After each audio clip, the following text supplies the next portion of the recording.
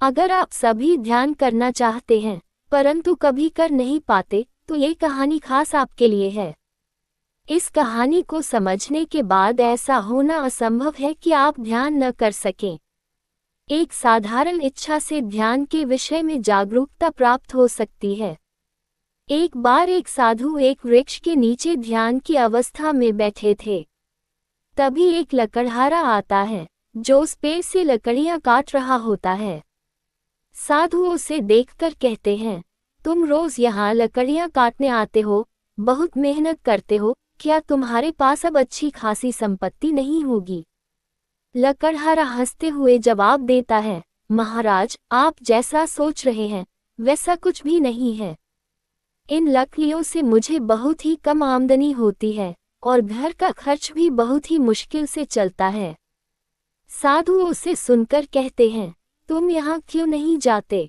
थोड़ा और अंदर जंगल में बहुत सारे चंदन के पेड़ हैं। क्या तुम नहीं जानते कि चंदन की लकड़ियाँ बहुत महंगी बिकती हैं? लकड़हारा सोचता है, ये व्यक्ति शायद झूठ बोल रहा है। अगर चंदन के पेड़ होते तो वह खुद इन लकड़ियों को बेचकर पैसे कमा लेता, फिर क्यों यहाँ बैठा है? लेकिन फिर भी उसकी जिज्ञासा बढ़ती है और वह साधु की बात मानकर आगे जंगल की ओर बढ़ता है। वह जंगल में जाकर देखता है और उसे आश्चर्य होता है क्योंकि वहां सच में बहुत सारे चंदन के पेड़ होते हैं। उसकी धारणा टूट जाती है और वह वापस साधु के पास जाता है। मुझे खेद है, वह कहता है, मैंने आपको गलत समझा। वहां सच में चंदन के पेड़ हैं। साधु मुस्कुराते हुए कहते हैं, तुम्हें माफी मांगने की कोई जरूरत नहीं है। मैंने तो बस वह बताया जो तुम नहीं जानते थे। अब लकड़हारा चंदन की लकड़ी काटकर बेचने लगा। वह लकड़ियों को एक बार में बेचता और फिर कुछ दिन आराम करता। महीनों तक यही सिलसिला चलता रहा। एक दिन फिर वह साधु से मिलता है और साधु उससे पूछते हैं, क्या तुम अभी तक चंदन की लकड़ियां ही बेचकर पैसे कमा रहे हो? लकड़हारा जवाब देता है, हाँ, मैं अभी भी चंदन की लकड़ियां बेच रहा हूँ। साधु फिर कहते हैं, अब वहां से आगे बढ़ो, वहां चांदी की खदानें हैं। चंदन की लकड़ियां छोड़ दो, एक दिन चांदी लेकर जाओगे तो फिर कई महीने आराम से बैठ सकोगे। लकड़हारा सोचता है, ये भी कोई बात है, मैंने तो कभी नहीं सोचा था कि आगे और भी कुछ हो सकता है। वह साधु की सलाह मानकर आगे बढ़ता है और सच में उसे चांदी की खदान मिल जाती है। वह चांदी लेकर घर लौटता है और फिर कुछ महीनों तक आराम करता है। अब वह और अमीर हो जाता है और साधु पर विश्वास करने लगता है। वह चांदी लेकर जाता रहता है और धीरे धीरे एक सामान्य लकड़हारे से एक समृद्ध सेठ बन जाता है। एक दिन वह फिर साधु से मिलता है। साधु पूछते हैं, क्या तुम अब भी चांदी ही ले जा रहे हो? लकड़हारा कहता है, हाँ, अभी तक चांदी ही ले जा रहा हूँ। साधु फिर कहते हैं, तुम वहां से आगे बढ़ो, वहां सोने की खदान है। क्या तुम्हें कभी यह ख्याल नहीं आया कि सोने की खदान हो सकती है? लकड़हारा चौंकता है और सोचता है, मुझे तो ये कभी नहीं सूझा। वह साधु की बात मानकर आगे बढ़ता है और सोने की खदान पा लेता है। अब वह और भी धनी हो जाता है और बहुत सालों तक आराम से जीवन जीता है। एक दिन साधु उसे फिर मिलते हैं और कहते हैं, क्या तुम अब तक सोने की खदान तक ही पहुँचे हो? वहां से आगे बढ़ो, वहां हीरों की खदान है। लकड़हारा सोचता है, ये व्यक्ति सचमुच मुझे बहुत कुछ दिखा रहा है और वह आगे बढ़ता है। वह देखता है कि वहां सच में हीरों की खदान है। अब वह हीरे लेकर आता है और उसकी समृद्धि का कोई ठिकाना नहीं रहता। वह शाही जीवन जीने लगता है और महल बनवाता है। अब उसकी उम्र लगभग 65 साल हो चुकी थी, लेकिन वह हमेशा के लिए एक शांत और धनी व्यक्ति बन चुका था। वह एक दिन साधु से मिलने जाता है और साधु से कहता है, आपने मेरे जीवन को बदल दिया। मैं अब हीरो से भी आगे जाना चाहता हूँ। साधु मुस्कुराकर कहते हैं, तुम हीरो पर रुक गए, लेकिन उससे आगे भी कुछ है।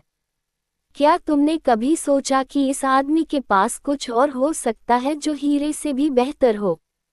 लकड़हारा चुप हो जाता है और सोचने लगता है, वो सच कह रहे हैं। वह साधु से पूछता है, आपके पास वह क्या खजाना है जिसे आप मुझे बताना चाहते हैं? साधु कहते हैं, वह खजाना है ध्यान। लकड़हारा हैरान होकर कहता है, मुझे तो ध्यान करना बिल्कुल नहीं आता। साधु मुस्कुराते हुए कहते हैं, ध्यान करना बहुत सरल है। तुमने बाहर का बहुत सारा धन इकट्ठा किया है, अब भीतर का धन भी खोजो। आराम से बैठो और देखो कि तुम्हारे भीतर क्या चल रहा है। अगर कोई विचार आए तो उसे पकड़ने की कोशिश मत करना, बस उसे देखने की कोशिश करो। साधु बताते हैं, उस धन के बारे में ही मैं तुमको बताना चाहता हूँ। साधु महाराज बोले कि वह धन है ध्यान। सेठ ने कहा कि मुझे तो ध्यान करना बिल्कुल भी नहीं आता है। साधु ने कहा कि ध्यान करना बहुत ही सरल है। तुमने बाहर का धन बहुत इकट्ठा कर लिया है, अब जरा भीतर की ओर मुड़ जाओ और आराम से बैठ जाओ और देखो तुम्हारे भीतर क्या चल रहा है। अगर तुम्हें कोई अनुभव हो तो उसको मत पकड़ो, बस साक्षी भाव से उसको देखो। जीवन में ऐसे जीना है जैसे कि तुम एक दर्शक हो, जैसे जीवन के एक बड़े पर्दे पर एक कहानी या फिल्म चल रही है और तुम उसको देख रहे हो। एक दिन के लिए तुम ये प्रयोग करके देखो तो तुम पाओगे कि तुम्हारी पूरी जिंदगी बदल जाएगी। किसी भी दिन अगर तय कर ले कि आज सुबह 6 बजे से शाम को 6 बजे तक अपनी जिंदगी को एक फिल्म के दर्शक की तरह देखेंगे। जैसे ही तुम ये करके देखोगे तो तुम पाओगे कि पहले ही दिन से तुम्हारा अनुभव कुछ अलग हो जाएगा। तुम्हारा नजरिया अपने आप एक अलग दिशा ले लेगा। तुम यह अनुभव करोगे तुम अब एक अलग इंसान हो गए हो। बस तुमको यह कोशिश करनी है कि साक्षी भाव से जीना है।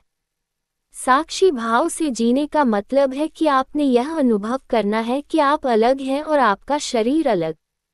अगर आप चाय भी पी रहे हैं तो इस भाव से पीजिए कि आप चाय नहीं पी रहे हैं, आपका शरीर चाय पी रहा है।